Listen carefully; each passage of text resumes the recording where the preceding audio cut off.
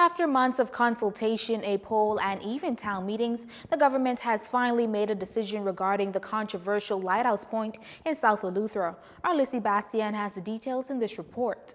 A blow to conservationists. The proposal submitted by Disney Cruises for Lighthouse Point has been approved, and negotiations for heads of agreement will now begin. A release confirmed as much following today's cabinet meeting. In it, the government emphasized that Lighthouse Point, considered by some to be a sacred space, is privately owned and has been on the real estate market for some time. Disney Cruises has a sales agreement with the landowner to purchase the land. Disney proposes to create a cruise port on the site, touting the economic benefits along with it. It has promised to do so in an environmentally sensitive way, low-density development and sustainable design, public access, and the restoration of various historical and cultural sites. On the economic end, the company touts the creation of about 150 new jobs and an array of entrepreneurial opportunities for Eleutherans and Bahamians in general. Disney's plans call for conveying approximately 190 acres of land to the government for the conservation of a national park,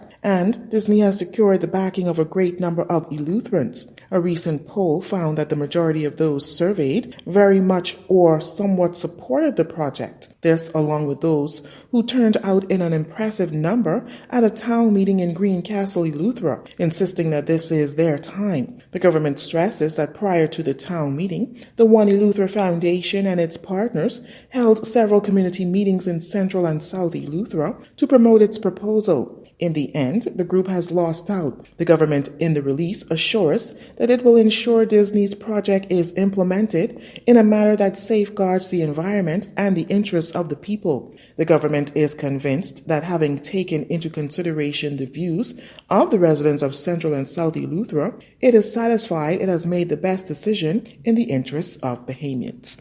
Reporting for JCN News, I'm Lissy Bastien. FDI found no evidence that the housing needs addressed by the Attilio properties were subject to competitive bidding or put before the Government Tenders Board for consideration, and this despite a requirement in the Financial Administration and Audit Act that contracts of such value be put before the GTB.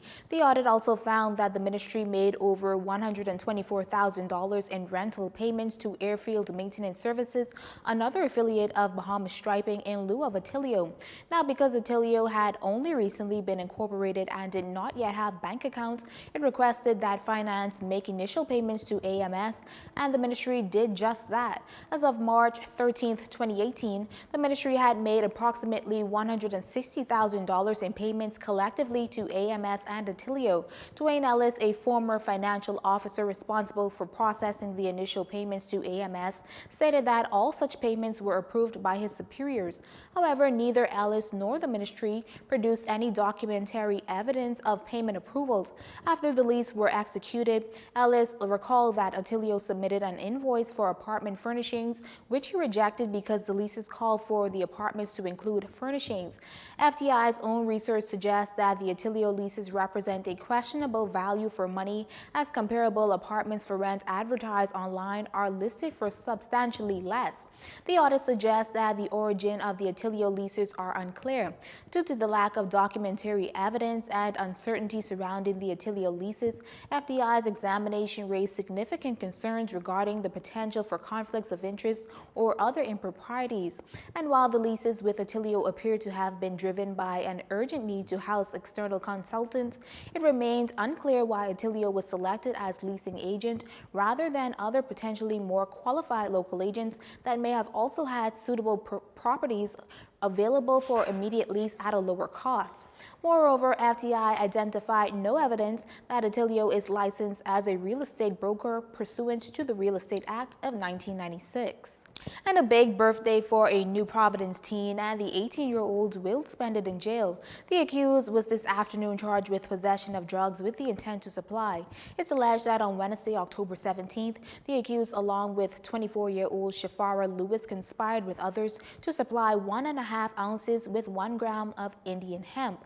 The pair was also charged with conspiracy to possess dangerous drugs with the intent to supply. Both pleaded not guilty to the charges. Meanwhile, the teen was arraigned with the separate charge charge of possession of drugs. This after he was allegedly found with 1 gram of Indian hemp. He again pleaded not guilty. Bail was denied and the two were remanded to the Bahamas Department of Corrections until October 23rd. Ian Cargill was the attorney. You're watching JCN News. Stay with us. This segment of the news is brought to you by Alive.